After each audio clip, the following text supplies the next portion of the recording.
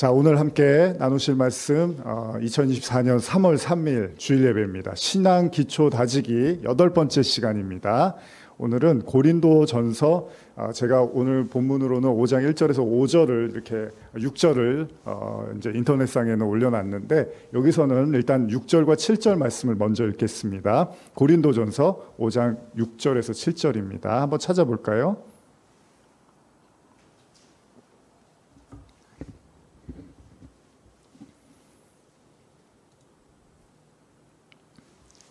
자, 5장 6절에서 7절 우리 한번 같이 읽겠습니다. 시작. 너희가 자랑하는 것이 옳지 아니하도다. 적은 누룩이 온 덩어리에 퍼지는 것을 알지 못하느냐. 너희는 누룩 없는 자인데 새 덩어리가 되기 위하여 묵은 누룩을 내버리라. 우리의 유월절 양 곧 그리스도께서 희생되셨느니라. 자, 아멘.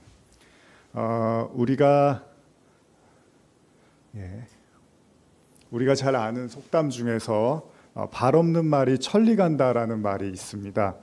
그 뜻은 굳이 설명드리지 않아도 잘 아실 것입니다. 분명 말이라는 거, 그러니까 달리는 그 동물로서의 말이 아니라 우리의 입으로 나와서 늘상 사용하는 이 말이 순식간에 천리를 갈 정도로 퍼지는 그 파급 효과가 엄청나다라는 말입니다. 물론 오늘과 같은 과학의 발달로 인해서 인터넷이 발달된 사회에서는 정말 한 사람 한 사람의 말이 순식간에 퍼져나가는 것이 다반사이고요. 이제는 일상이 되어버렸습니다. 그러다 보니까 요즘은 말이 퍼지는 것보다 그 말이 진실인지 아닌지를 더 생각하게 되는 시대인 것 같습니다.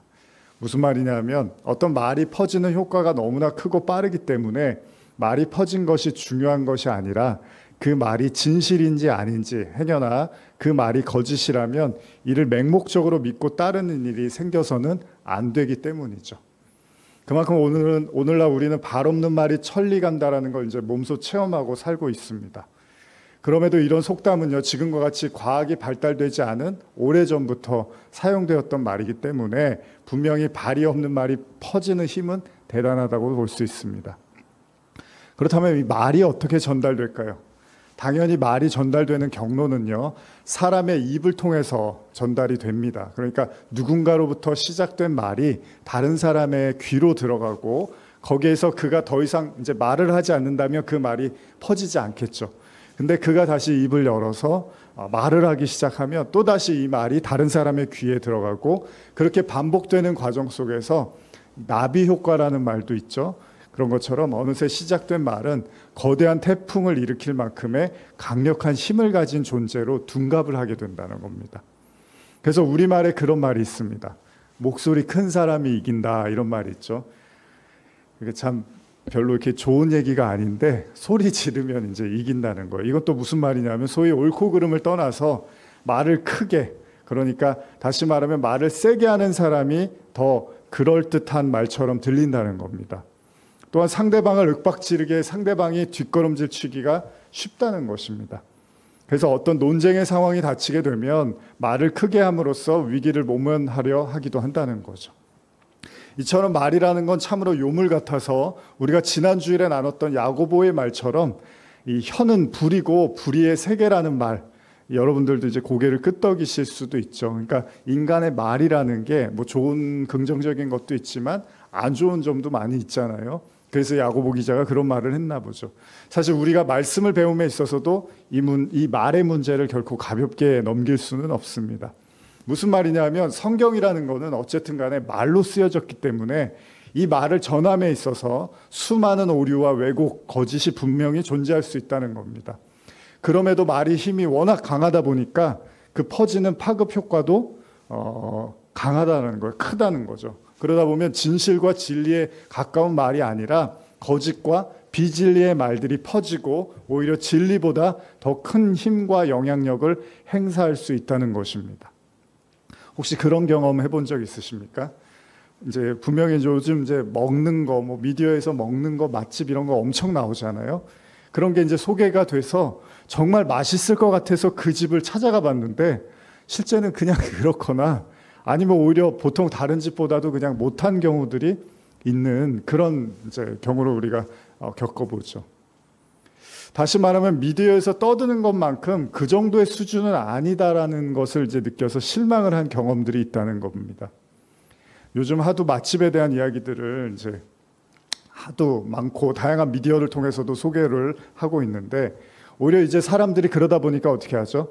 언론에 소개 안 된 집이 진짜 맛집이라고 이제 생각을 해서 TV에 안 나온 집을 오히려 찾아다니기도 합니다. 다시 말하면 사람들이 미디어를 통해서 말하는 내용들을 고지고대로 믿지 않으려고 하는 그런 생각을 한다는 겁니다. 뭐가 되었던 간에요, 강한 영향력과 파급력이 있는 그 사실에 대해서는 한번 우리가 의심하고 생각해 볼 필요가 있다는 거예요. 이 약을 먹으면 무조건 낫습니다. 또 우리 집 음식이 제일 맛있습니다. 이 주변에서 우리 식당이 제일 맛있습니다. 우리가 원조입니다. 저 사람은 정말 믿을 만한 사람입니다. 등등의 수많은 말들이 오고 가고 있지만, 이제 우리는 그 말들이 진실인지 아닌지가 더 중요한 세상이 돼버렸다는 거예요. 그러니까 여러분들이 들으시는 수많은 말들과 수많은 이야기, 광고 이런 것들을 이제 그게 진짜일까를 우리가 이제 계속 생각하는 그런 세상이 된 거죠. 의심하는 세상이 된 거죠. 물론 이런 고민이 지금의 문제만은 아닐 겁니다. 오늘 처음 읽었던 본문의 말씀이요, 사실 바울이 고린도 교회를 향해서 쓴 편지 중에 특별히 교회 안에 있었던 심각한 문제에 대해서 다루면서 쓴 이야기인데, 오늘은 그래서 좀 이렇게 진지한 내용이에요. 그래서 제가 4장까지는 한 절, 두 절만 이렇게 뽑아서 그걸 주제로 설교를 했는데, 오늘은 5장 전체가 어떤 사건에 대한 이야기들을 이렇게 바울이 진지하게 다루고 있어서 오늘은 한번 좀 5장은 그런 사건을 중심으로 해서 말씀을 나누어 보려고 합니다. 고린도전서 5장 1절에서 3절인데, 요 이제 어떤 일이 있었냐면 당시에 교회에, 고린도 교회에, 그걸 제가 현대어 성경으로 한번 읽어드릴게요. 여러분 사이에 끔찍한 음행 사건이 있다는 소문으로 모두들 수군대고 있습니다. 이교도들도 그런 짓은 하지 않을 것입니다. 그런데 하물며 여러분의 교회 안에 계모와 불륜의 관계를 가진 사람이 있다니, 그러고도 계속 여러분만이 잘났다고 우쭐댈 작정입니까? 그런 일을 한탄하고 부끄러워한다면 한시라도 빨리 그를 교회에서 제명해야 옳지 않습니까? 그런데도 왜 그냥 묵인만 하고 있습니까? 나는 몸은 비록 여러분과 떨어져 있지만 마음은 늘 여러분 곁에 있습니다. 이렇게 나는 여러분과 함께 있는 것이나 다름없는 까닭에 주 예수 그리스도의 이름으로 이미 그를 단죄하였습니다. 사실 고린도 교회 바울이요, 사실 이런저런 문제 때문에 굉장히 골머리를 썩었어요, 소위 말하면. 근데 그러다 보니까 편지를 쓸 때마다 핏대를 세우고 화를 내고 혼을 내고 이런 것들이 아주 빈번하게 등장을 하고 있습니다. 그만큼 문제가 심각했던 교회가 바로 고린도 교회였습니다. 그래서 다양한 문제들로 몸살을 앓고 있었는데, 오늘 본문은 이제 음행에 대한 문제가 생긴 거예요. 그래서 바울이 여기에 대해서 굉장히 화를 내면서 엄한 질책을 하고 있습니다. 당시 교회 안에 이 문제에 대해서 바울이 어떻게 이제 결정을 내렸냐면, 지금 읽은 것처럼 단호하게 그냥 출교시키라고 말을 합니다. 자, 계속된 제가 말씀을 한번 읽어드릴게요. 5절에서 6절인데 현대어 성경으로 읽어드리겠습니다. 그를 사단의 손에 내어주었다는 말입니다. 육신은 멸망케 되더라도 우리 주 예수 그리스도께서 오실 때 그의 영혼만은 구원하게 하려는 것입니다. 순결함을 자랑하는 여러분들이 그런 일이 그대로 계속 방치되고 있다니 참으로 소름이 끼칩니다. 작은 누룩이 큰 덩어리를 부풀리듯 비록 한 사람일지라도 죄 짓는 것을 그대로 둔다면 그것이 곧 모든 사람에게 영향을 미친다는 것을 왜 모릅니까? 바울이 이런 말을 하는 거예요. 사실 여기서 바울이 굉장히 묘한 표현을 쓰는데요, 그런 음행을 저지른 자를 사단의 손에 내줬대요. 나는 포기했다는 거예요, 일종의. 이제 그 사람하고는 그냥 교회에 발을 못 들이게 하고 그냥 사단한테 넘겨주라는 얘기까지 합니다. 사실 이런 표현은 교회 밖으로 내보낸다는 출교를 의미하는 겁니다. 제일 어떻게 보면 큰 교회에서 내릴 수 있는 징계 중에 가장 큰 징계겠죠. 밖으로 그냥 내보내라는 거예요. 교회 못 나오게 하라는 거예요. 주석을 참고하면요, 당시에 출교라는 것은 교회 안에서 하나님의 통치, 이제 교회 안에서는 하나님의 통치가 이루어지는데 이 통치를 벗어나서 이제 살라는 거예요. 그건 뭡니까? 당시에는 이제 세상의 소나기, 즉 사단의 통치로 이해했기 때문에 그런 지배하에 놓여 있는, 그래서 사단한테 내어줘라, 이런 표현을 쓸 수 있었던 거죠. 따라서 바울은 이러한 자에게 매우 엄중하고 커다란 징계로서 출교를 말하고 있습니다. 그런데 바울은 여기서 그치지 않고 이런 표현을 씁니다. 그것은 이렇게 그를 사단에게 내어주는 것은 그의 육신은 멸망케 되더라도 영혼은 구원을 얻게 하려 한다는 이유에서였습니다. 개역개정 성경으로 제가 5장 5절을 한 번 더 읽어드리면, 이런 자를 사탄에게 내어주었으니 이는 육신은 멸하고 영혼 주 예수님의 날에 구원을 받게 하려 함이라. 사실 여러분, 이런 표현이 좀 난해하고 오늘 이 본문도 여러분들이 좀 당황하실 수 있습니다. 그동안은 제가 이런 본문에 대해서 자세하게 설교를 잘 안 했었고, 그냥 용서와 사랑, 이해, 자유함 이런 이야기를 했는데, 지금 바울이 이 죄 짓는 자에 대해서 그냥 출교를 하라고 이야기를 하고 있습니다. 근데 그냥 이렇게 출교가 끝이 아니라 사탄에게 내어줘라 해서 육신은 멸하고 영은 주 예수의 날에 구원을 받게 한다라는 말까지 쓰고 있는데요. 이걸 그래서 한번 주석을 여러분들께 읽어드리고 싶은데, 주석에서 뭐라고 하는지 한번 읽어드리겠습니다. 성경에는 영과 육이 따로 분리되어 구원받거나 멸망받는 일에 대해서는 전혀 말하지 않는다. 그것들은 둘 다 구원받든가 둘 다 멸망하든가 해야 한다. 특히 바울은 다른 모든 구절에서 속죄는 육신의 죽음으로 말미암아 이루어지는 것이 아니라 그리스도의 죽음으로 말미암아 이루어지는 것이라고 주장한다. 당연한 거죠. 그렇다면 본절의 육신의 멸망과 영의 구원은 어떻게 조화를 이룰 것인가? 이 문제를 해결하기 위해서 칼빈은 전반부에 등장하는 내어준다라는 말의 법정적 선언, 그러니까 선언적 의미, 법정적 선언적 의미를 강조하고 있습니다. 다시 말하면 사탄에게 내어주는 행위는 일시적인 것으로 궁극적인 심판과 구원에 선행하는 임시 조치라는 거예요. 음행하는 자들은 사탄에게 내어주는 교회의 심판은 영원한 것이 아니라 일시적인 것이기 때문에 궁극적이며 영원한 그리스도의 심판에 의하여 그의 운명은 변할 수도 있다는 것입니다. 그러므로 교회는 참된 사랑의 원리인 징계를 나타냄으로써 하나님의 사랑이 다시 그들에게 미칠 수 있는 기회를 제공해야 하며, 또한 올바른 징계를 행함으로써 죄인들이 회개하고 돌아올 수 있도록 그들을 도와야 한다는 겁니다. 무슨 말입니까? 교회가 그냥 다 이해하고 다 받아주고 오냐 하는 데가 아니라는 거예요. 그건 오히려 더 나쁜 거예요. 그 영혼을 망치는 더 나쁜 길이 될 수도 있다는 겁니다.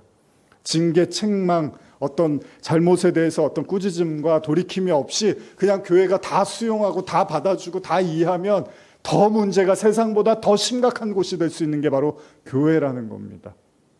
사실 교회는 잘못한 것, 잘못된 가르침 이런 거에서 엄하게 경계하고 꾸짖고 거기에 대해서 분명히 책망하고 징계해서 다시금 그 사람이 온전한 신앙을 가질 수 있도록 독려하고 도와주는 것이 맞습니다.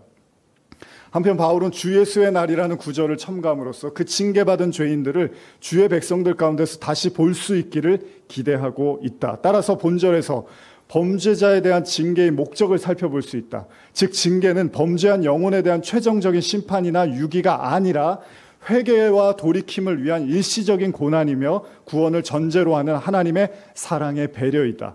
본절은 특히 범죄자를 그대로 방치하는 행위는 사랑이 아니라 무관심의 소치로서 그 사람을 멸망에 빠뜨리며 다른 사람들까지 함께 타락하게 만드는 범죄라는 사실과 참된 징계의 정신은 사랑이라는 점을 극명하게 교훈하고 있다. 이게 이제 주석에 나온 내용입니다. 그렇습니다. 여러분들도 어느 정도 예상을 했겠지만요, 바울의 이런 단호한 징계의 이유는요, 바로 그가 사람들이 납득할 수 없을 만한 죄를 졌고, 그러니까 이제 더 이상 교회 나오지 말아라. 넌 교회 다닐 자격도 없어. 어떻게 그럴 수 있어? 그래서 그를 사탄에 내어준 자가 되었으니까 이제 멸망이나 받아라. 너는 천국에 들어가긴 이제 틀렸다. 그러려고 출교하는 게 아니라 이 엄격한 교회의 징계를 통해서 스스로가 잘못을 뉘우치고 회개할 기회를 주기 위함이었다는 겁니다. 그런데 이것만이 다는 아닙니다. 바울이 이렇게 엄중하게 치리를 하고자 했던 또 다른 이유가 한 가지 있는데, 그건 이제 계속되는 오늘 주제 구절 중에 하나인 내용에 나타나는데, 그것도 제가 현대어 성경을 읽어드릴게요. 고린도전서 5장 6절입니다. 순결함을 자랑하는 여러분들이 그런 일이 계속되도록 방치하고 있다니 참으로 소름 끼칩니다. 작은 누룩이 큰 덩어리를 부풀리듯 비록 한 사람일지라도 죄 짓는 것을 그대로 둔다면 그것이 곧 모든 사람에게 영향을 미친다는 것을 왜 모릅니까? 바울은 여기에서 누룩에 대한 언급을 말하고 있습니다. 다시 말하면 자신의 거룩함을 지키기 위해서는 몸부림을 치면서 실상 교회 안에서 벌어지고 있는 심각한 사안에 대해서는 아무런 손도 쓰지 않고 그냥 내버려 두고 있는 모습에 대해서 바울은 질책을 하고 있는 것입니다. 어찌 보면요, 이런 지점에서 우리는 신앙에 대해서 그리고 사랑에 대해서 공동체에 대해서 생각해 보지 않을 수가 없습니다. 우리가 공동체 이야기하면 이 고린도 전후서 말씀을 굉장히 많이 보거든요. 왜냐하면 교회 안에 사실 문제들이 많이 있는 게 어디나 뭐 사람이 모이면 다 그렇지만 문제들이 있잖아요. 그러다 보니까 고린도 교회가 그런 것들을 정확하게 우리에게 이제 보여주고 있어요. 그리고 그 해법도 바울을 통해서 제시하고 있거든요. 분명히 당시에 고린도 교회 안에는 문제가 있었고 그것은 음행에 대한 것이었습니다. 이것이 공적으로 다뤄지지 않았기 때문에 아마도 누군가 이 사실을 안 자가 다른 사람한테 말을 한 것 같아요. 저 사람 저거 지금 음행하고 있어. 막 이렇게 이 얘기를 한 것 같아요. 그리고 그게 이제 소문이 돼서 퍼져간 거죠. 또 딴 사람한테 말하고 딴 사람한테 말해서 퍼져간 거예요. 여러분, 바울이 이걸 어떻게 알았겠습니까? 당연히 소문을 듣고 알았겠죠. 그래서 오늘의 본문이 담긴 고린도전서 5장 1절은 다음과 같이 말하고 있습니다. 여러분 사이에 끔찍한 음행 사건이 있다는 소문으로 모두들 수군대고 있습니다. 제가 아까 현대로 읽어드렸죠. 그러니까 바울도 그걸 소문으로 들은 거예요. 이교도들도 그런 짓은 하지 않을 것입니다. 그런데 하물며 여러분 교회 안에 계모와 불륜의 관계를 가진 사람이 있다니. 그렇습니다. 바울은 이 사실을 소문으로 들었던 겁니다. 물론 당시의 상황을 정확하게 알 수는 없었지만 현대 성경의 표현대로라면 당시 고린도 교회는 그런 사실에 대해서 함구하고 뒤로 수근수근 거린 거예요. 바울은 이게 진실이 아니길 바랬겠죠. 그러나 그 선신서에서 그가 과감한 글을 쓰잖아요. 출교하라고 말한 걸 봐서는 이게 사실이라고 판단을 한 것 같아요. 여기서 우리는 바울의 행동에 주목해 볼 필요가 있습니다. 만약에 바울이 이런 사실을 알고도 바울이요, 다 큰 어른인데 그냥 알아서들 하겠지. 그럼 뭐 내가 간섭해서 이래라 저래라 이렇게 생각하고 침묵으로 일관했다면 어땠을까요? 근데 바울은 그렇게 하지 않았습니다. 바울은 이에 대해서 아주 엄하게 질책을 하고 징계를 하고 촉구합니다. 그 이유는 바로 남아있는 공동체에 대한 걱정도 있었습니다. 그리고 바울은 이런 사건으로 인해서 교회 안에서 퍼지게 될 누룩을 염려하게 된 거죠. 여기서 누룩이라는 거 여러분 아시죠? 누룩. 여러분들이 잘 아시는 것처럼 곰팡이균의 일종입니다. 누룩은. 그래서 우리나라에도 각종 뭐 장을 만들거나 술을 만들 때 이 누룩을 사용하고 효모라고도 하죠. 효모. 제가 인터넷 백과사전을 보니까 이런 표현이 나와 있어요. 기원전 300년경에 중국 기록인 주례에 등장할 만큼 아시아권 발효 음식에 오랫동안 널리 사용되어 왔다. 이렇게 아시아권에서 널리 사용되는 것에는 이유가 있는데 먼저 발효력이 월등하다. 일단 고분자의 양분이 들어오면서 싸그리 다 분해해버린다고 해도 과언이 아닐 정도. 그리고 그 고온 발효를 해도 다른 발효균들처럼 뻗어버리지 않고 빠른 시간 안에 발효를 다 해버린다. 따라서 대량, 신속, 위생, 일정함이 모토인 식품 공장 입장에서는 이만한 균이 없었기 때문에 널리 퍼지게 됐다는 거예요. 그러니까 누룩 자체도 잘 퍼지고 그러다 보니까 공장들을 뭐 음식 만드는 사람들한테 널리 퍼지게 됐다는 거죠. 그렇습니다. 바울이 염려한 건 당시 고린도 교회 안에 있었던 이 음행의 문제에 대한 침묵으로 일관하면서 뒤로 쑥덕쑥덕 거리게 되는 것을 내버려 뒀을 때 여러분 이제 진짜 문제가 뭔지 아십니까? 이게 시간이 흐르면요 처음엔 쑥덕쑥덕 하잖아요. 근데 나중에는 자연스럽게 받아들입니다. 그래서 사람들 생각 속에 이제 나중에는 그래도 되는 걸로 생각하게 돼요. 우리 교회는 그래도 되나 봐. 뭐 아무 말도 안 해. 뭐 누가 뭐라고 하는 사람도 없고 여기에 대해서 책망하고 징계를 내리는 사람도 없어. 처음에야 그 사람 가지고 수군거리죠. 나중에는 그 사람처럼 해도 되는 줄 아는 게 이게 교회의 생리입니다. 그러면 교회는 이제 망가지기 시작하는 거고 그게 교회의 위기가 오고 오늘날 한국 교회가 한 번에 나빠졌다고 생각하지 않잖아요, 여러분.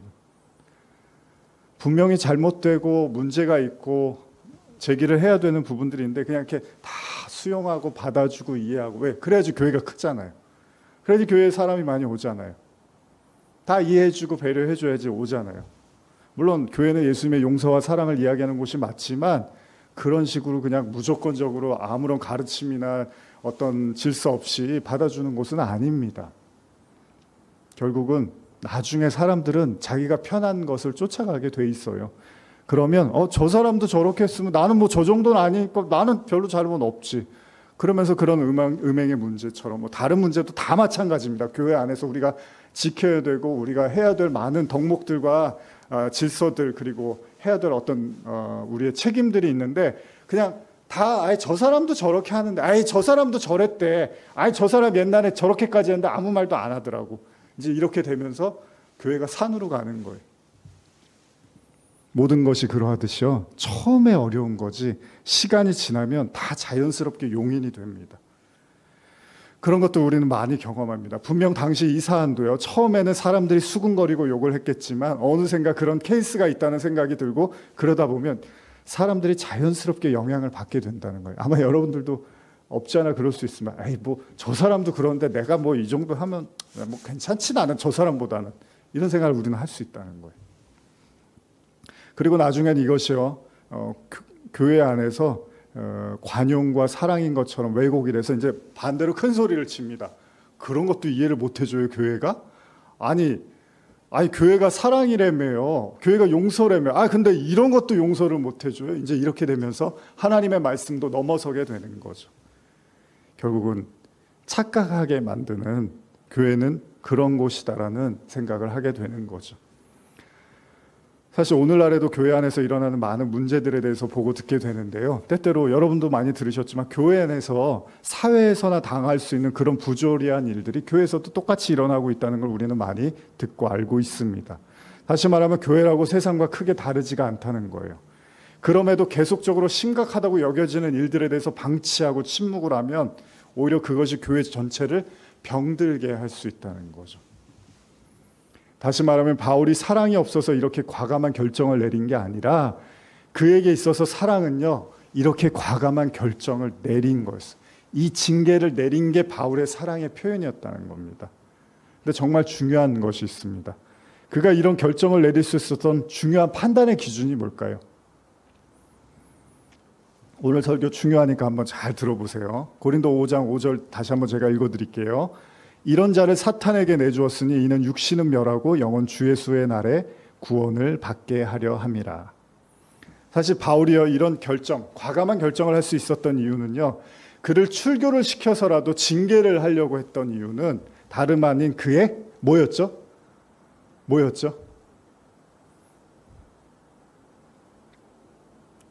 왜 바울이 이런 결정을 내렸죠? 그의 영혼의 구원이었습니다. 겉으로 보기에는 야속하고 몰인정스럽고 교회 공동체를 지키기 위해서 성도 하나쯤은 버려도 된다는 냉정한 태도, 그 피도 눈물도 없는 사람으로 비춰질지 모르지만 사실 바울은 그게 아니었습니다. 여러분, 부모님들이 자녀들 혼낼 때 뭐 자존심 상해서 혼내고 뭐 이런 여러 가지가 있을 수 있지만 진짜 부모님들이 혼내겠다고 할 때는 어떻죠? 정말 잘 되라고 혼낼 때가 있는 거잖아요. 그렇잖아요. 그럴 땐 진짜 혼내잖아요. 이거는 정말 혼이 나야 된다. 이거에 대해서는 내가 내버려뒀다간 이 아이를 망칠 수도 있다고 생각할 때 말을 하죠. 바울도 마찬가지입니다. 이렇게까지 과감한 결정을 내리고, 여러분 출교를 한다는 건 평생 그 사람의 원망을 듣고 살 수도 있는 거예요. 바울이 네가 뭔데 나를 교회에서 쫓아? 네가 아무리 뭐 사도고 뭐 하나님의 사람이도 네가 뭔데 나를 교회에서, 평생 이 사람의 원망을 듣고 살 수도 있는 그런 결정이란 말이죠. 여러분 가만히 생각해 보십시오. 계모와 음행을 저지르는 사실을 알고도요 뒤에서 수군덕거리고 쑥덕거립니다. 그리고 이런 사실이 외부로 흘러갑니다. 그리고 바울의 귀에까지 들어갔습니다. 그런데 이걸 외면한 고린도 교회 성도들은 잘한 걸까요? 그 잘못하고 있는 거 뻔히 아는데도 아무 소리도 안 하고 뒤에서 쑥덕쑥덕만 거리고 그거에 대해서 문제 제기도 하지 않고 뭐 회개하라고 권면도 하지 않는다면 그게 잘하는 건가요? 다 어른이니까 존중해줘야지. 뭐 가서 괜히 함부로 설교하면 안 되지. 그러니까 뭐 이래서 말 못하고 저래서 말 못하니까 결국은 그냥 다 교회가 그냥 이렇게 망가지고 있는 거죠. 사실 제가 고린도서의 말씀을 중심으로 신앙 기초를 나누기를 하고 있지만 사실은 고린도 교회가 처했던 문제들이 많이 있다고 했잖아요. 제가 세세하게 언급은 하지 않았는데 한번 좀 이 시간에 잠깐 언급을 해볼게요. 당시 고린도 전후서에는 대부분의 장에서 당시 교회가 처한 문제들을 언급을 하고 있는데 여러분 관심 있으시면 이렇게 한 장씩 보시면 심각한 사안들이 다 나와 있습니다. 근데 우리가 5장까지 보고 있잖아요. 그러면 5장까지 한번 주요 문제들을 제가 한번 읽어드릴게요. 먼저 1장에서는 고린도전서 1장 11절에서 13절인데 이것도 제가 현대어로 성경으로 읽어드릴게요. 사랑하는 형제들이여, 나는 여러분이 논쟁을 하고 다툼을 벌이고 있다는 말을 글로의 집안 사람들 편에 들었습니다. 여러분 가운데는 나는 바울을 따른다, 나는 아볼로를 따른다, 나는 베드로를 따른다 하면서 제각기 편을 가르고 또 다른 사람은 우리들만이 참으로 그리스도의 제자다라고 떠들고 다닌다고 하니 그게 바로 여러분 스스로 그리스도를 산산조각이 나게 한 것이 아니고 무엇입니까? 나 바울이 여러분의 죄를 위해서 죽었습니까?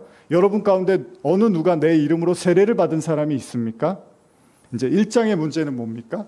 누가 교회 리더냐 이런 거 가지고 싸우고 있었던 거예요. 실제로 교회에서들도 큰 교회들은 그런 일들이 있습니다. 자, 그리고 3장으로 넘어가 보면 또 이런 문제가 있었습니다. 3장 3절에서 4절인데 현대어 성경으로 읽어드릴게요. 여러분은 젖먹이처럼 하나님의 뜻을 따르지 않고 자기 마음대로 행동하고 있습니다. 서로 시기하고 팔을 만들어 싸우고 있습니다. 이것이야말로 아직도 여러분들이 덜 자란 아이처럼 제멋대로 행동하고 있다는 증거가 아니고 무엇입니까? 여러분은 전혀 주님을 믿지 않는 사람들과 똑같이 행동하고 있습니다. 여러분 가운데 바울과 아볼로 중에 누가 더 위대하냐 하는 문제로 교회를 분열시키는 사람이 있다니 그것이 곧 여러분이 주님 안에서 조금도 성장하지 못했다는 것이 아니고 무엇이겠습니까? 3장에서도 또 파벌 싸움을 하고 있어요.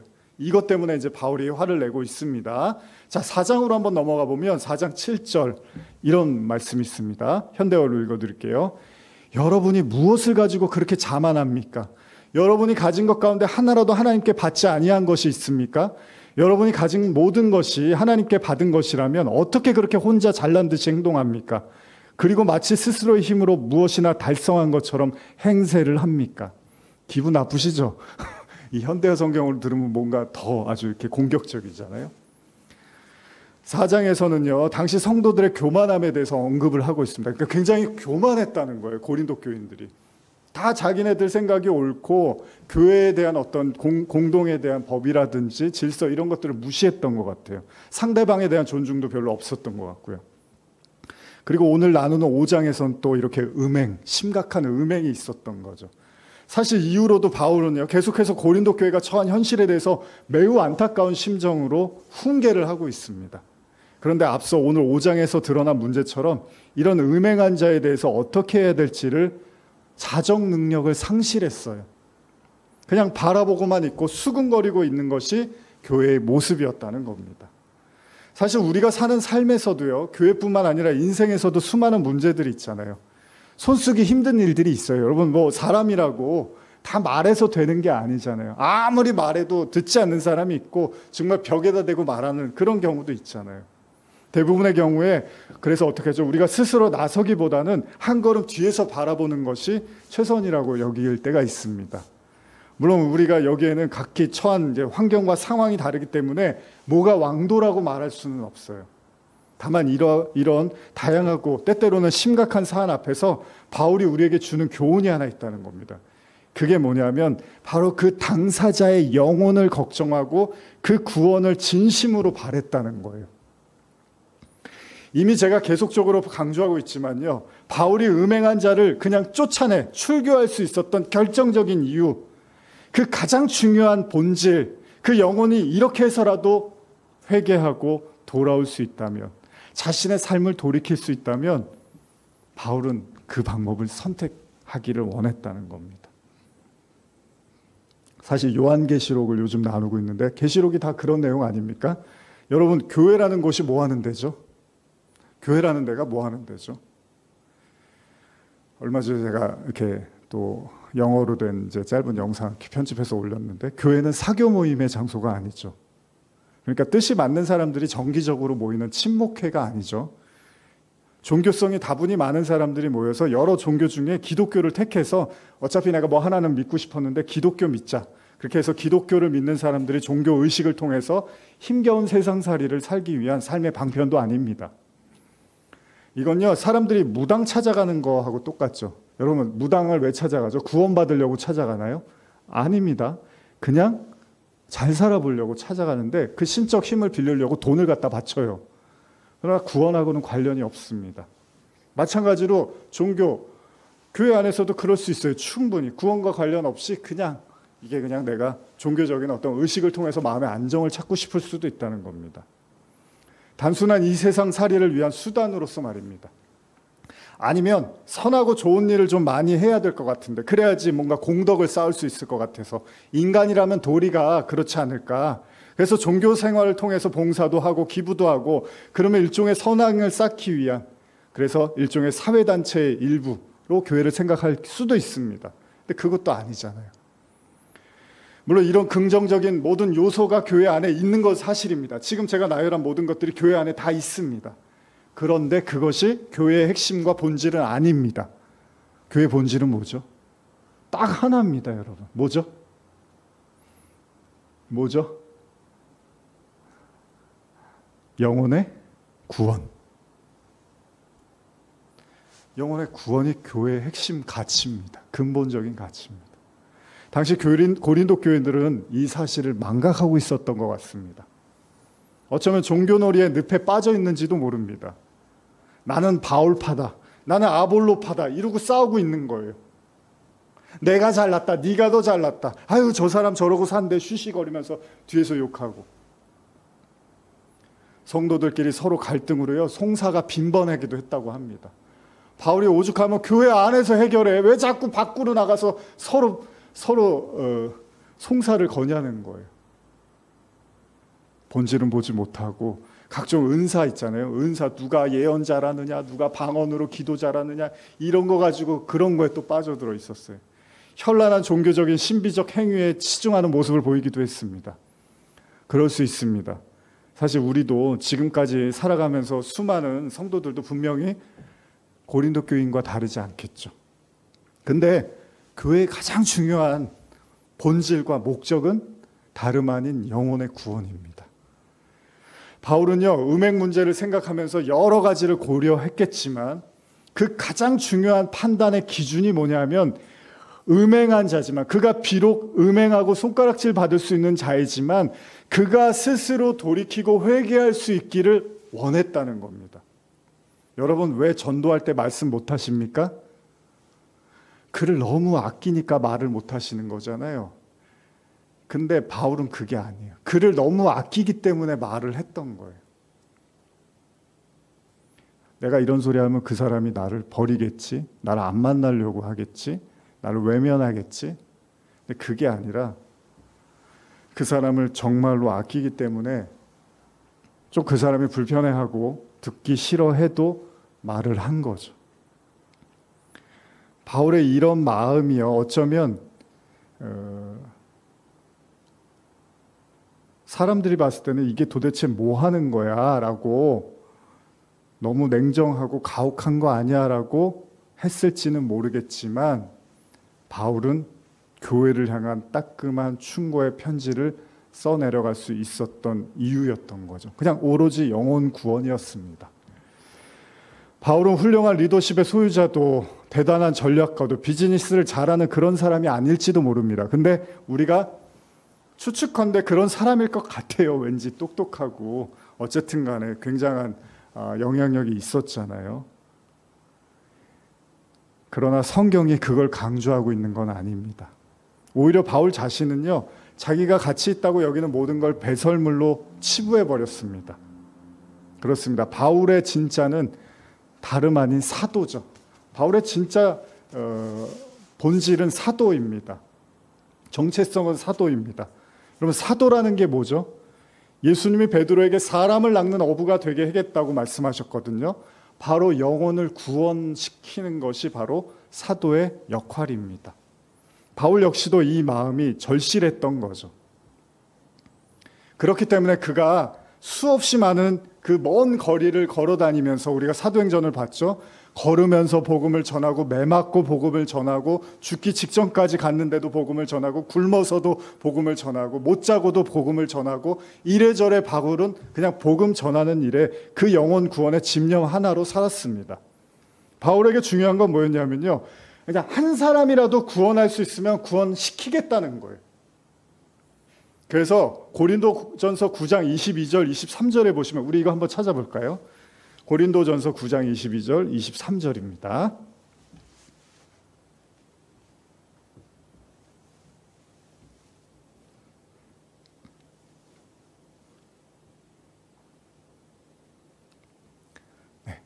고린도전서 9장 22절 23절 우리 한번 같이 읽어보겠습니다.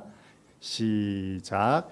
약한 자들에게 내가 약한 자와 같이 된 것은 약한 자들을 얻고자 함이요, 내가 여러 사람에게 여러 모습이 된 것은 아무쪼록 몇 사람이라도 구원하고자 함이니, 내가 복음을 위하여 모든 것을 행함은 복음에 참여하고자 함이라. 저는 이제 좀 감동적인 구절이라고 생각이 돼서 제가 기억했다가 이 본문을 이제 여러분께 읽어드리는 건데, 바울은 그런 말을 합니다. 그냥 나는 어떻게든 좀 한 사람이라도 더 구원할 수 있으면 한번 해보겠다는 거예요. 그렇기 때문에 오늘 고린도 안에, 그 교회 안에 심각한 사안이 있었지만 바울에게는 이 문제를 해결함에 있어서 복잡하지가 않았다는 거예요. 여러분, 우리가 어떤 결정이나 판단할 때 복잡하고 생각이 많다는 건 기준이 모호하다는 거죠. 본질에 대한 근원적인 어떤 가치관이 모호하면 생각이 많아지고 복잡해지는 게 맞습니다. 그런데 바울은 그렇지가 않았어요. 바울은 내가 이 사람 내쫓았다가는 저 사람이 나 평생 원망하고, 교회 안에서는 바울 저 사람 어떻게, 하나님 믿는 사람이 저렇게 냉정하고 차가워, 저런 사람 우리가 어떻게 따라, 그러면서 날 미워하겠지, 뭐 이런 생각을 한 게 아니라 그냥 그 사람이 구원받기 위해서는 이 방법이 최선이라고 생각하고 내쫓아 버렸다는 거예요. 그리고 다른 보는 사람들도 그렇구나, 이런 경우에는 저렇게 해서라도 그가 회개하고 돌아올 수 있도록 해야 되는구나라는 것을 명확하게 보여줬다는 겁니다. 바울은 그냥 분명했어요. 그래서 그 진심을 가지고 명확한 제스처를 취할 수가 있었다는 겁니다. 어쩌면 우리가 사람을 대하고 판단하고 행동해야 되는 기준 근거, 물론 그것이 지극히 세상적이라면 뭐죠? 대부분 사람들은 돈이나 이익을 가지고 판단하잖아요. 이게 나한테 이익이 될지 안 될지를 가지고 판단하지만, 정말 저와 여러분들이 건강한 진정한 성도라면 우리는 명확한 기준을 가지고 있다는 겁니다. 그가 어떤 사람이건 간에, 그가 구제불능일 수도 있습니다. 그가 앞뒤가 꽉 막힌 사람일 수도 있습니다. 그가 세상으로부터 지탄받는 사람일 수도 있습니다. 그가 소문이 무성해서 수군거림 받는 사람일 수도 있습니다. 그러나 성도의 판단은 분명합니다. 영혼의 구원. 갑자기 생소하죠? 당연한 얘기인데. 너무 당연한 얘기인데 갑자기 먼 얘기처럼 들리시기도 하죠. 물론 바울은요, 당시 교회를 치리할 수 있는 위치였기 때문에 출교를 말할 수 있었지만, 우리에겐 그런 책임과 권한이 없다 하더라도 중요한 건 그런 사람을 바라보면서 그 영혼을 위해서 기도하고 긍휼을 잊어서는 안 된다는 겁니다. 여러분, 이 땅에 있는 모든 사람을 하나님이 우리에게 허락하신 이유는요, 그들의 영혼 구원을 위해서 기도하고 살라는 거예요. 사실은 그가 구원을 받든지 안 받든지는 여러분 소관이 아닙니다. 그냥 여러분들은 마음에 들던 들지 않던 모든 사람을 바라보면서 그의 영혼의 구원을 기도하는 거라는 거죠. 사실 주기도문에서 우리가 고백하죠. 우리가 우리에게 죄진 자를 사하여 준 것 같이 우리의 죄를 사하여 주옵시고. 무슨 얘기입니까? 우리가 용서를 받을 때 우리도 용서를 할 수 있다는 얘기고, 우리가 누구를 용서하지 않는다면 우리도 아직 용서를 못 받았다는 얘기입니다. 어쩌면 주님의 사랑을 느끼면 느낄수록, 그 십자가의 무한한 사랑과 그 용서가 여러분들 안에서 숨쉬면 숨쉴수록 당연히 영혼에 대한 긍휼을 갖기 마련입니다.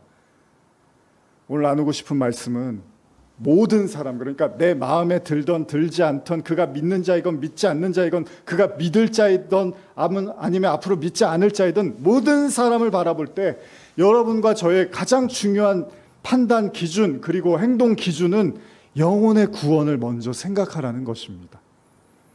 왜냐하면 그것이 하나님의 마음이기 때문이죠. 여러분, 이게 여러분들 마음속에 가장 중심에 있어야 됩니다. 성도는요, 예수 그리스도로 말미암아 그 죄와 그 모든 심판으로부터 멸망받지 않고 구원받기를 바라는 이 마음을 가지고 여러분들이 살아갈 때, 전도도 그래서 하는 거거든요. 전도를 한다는 게 교회를 크게 하려고 하는 게 아니라 여러분들이 그 하나님에 대한 복음이 확실해지면 당연히 전할 수밖에 없는 거죠. 뭐 제가 자주 하는 얘기지만 맛집에 가도 저 집 맛있다고 하잖아요. 사람들한테. 영화 재밌는 거 보면 저 영화 보시라고 하잖아요. 여러분들이 그 그리스도에 대한 믿음과 사랑이 결국 누군가에게 전해질 수밖에 없는 거죠. 어쨌든 바울은 그 영혼의 구원을 기준으로 모든 행동을 판단하고 결정하고 있었다는 것입니다. 바울이 정말로 절절했던 심정이 담긴 바울의 이 마음이 담긴 로마서 말씀의 한 구절인데 제가 읽어드리고 싶습니다. 로마서 9장 1절인데요. 나의 결의 이스라엘 사람들이여, 나의 동족 유대인들이여, 여러분이 그리스도에게 나가기를 내가 얼마나 원하고 있는지 여러분은 모를 것입니다. 나는 여러분들 때문에 밤낮 마음이 무겁고 슬픔으로 가슴이 찢어지는 것 같습니다. 만일 나의 영원한 파멸이 여러분에게 구원을 가져올 수 있다면 나는 차라리 그 편을 택할 것입니다. 이것이 단순히 거칠애로 하는 말이 아니라는 것은 그리스도께서도 아시고 성령께서도 아십니다. 이게 바울의 고백입니다. 내가 하나님과 끊어진다 하더라도 내 동족이 구원을 받을 수 있으면 정말 그렇게라도 했으면 좋겠다고 바울이 말을 하고 있는 거죠. 여러분들의 판단, 행동, 기준의 근거는 무엇입니까? 여러분들의 신앙의 기준은 무엇입니까? 혹시 우리도 이런 누룩들이, 잘못된 누룩들이 뭐 사람이 많지 않지만 알게 모르게 이렇게 퍼져가고 있는 건 아닐까요? 그리고 이제는 걷잡을 수 없게, 이제는 뭐 누가 말해도 누가 이야기해도 거기에 대해서 더 이상 개의치 않고 관여하지 않고 그냥 고린도 교회처럼 우리도 그렇게 망가져가고 있는 건 아닐까요? 우리의 모습만이 아닙니다. 오늘날 한국 교회가 생각해야 될 점이라고 생각합니다. 오늘 이 말씀을 보시면서 여러분들 마음속에 다시 한번 좀 다짐하셨으면 좋겠어요. 신앙 기초 다지기잖아요.